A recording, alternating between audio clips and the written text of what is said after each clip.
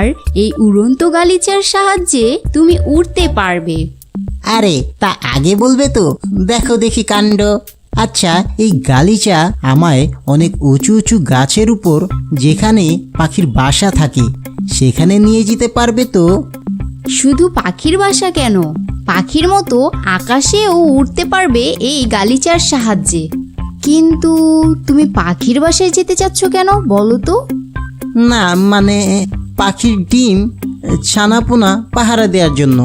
বলা তো যায় না ওই দুষ্টু বাঘটা কখন আবার কার ক্ষতি করে বসে। ও তাই বলো। ঠিক আছে শিয়াল বন্ধু, এখন তাহলে আমি যাই।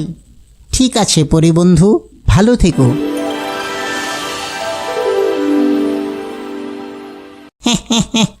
এখন দেখব জঙ্গলের পাখিরা আমার হাত থেকে কিভাবে রেহাই পায়।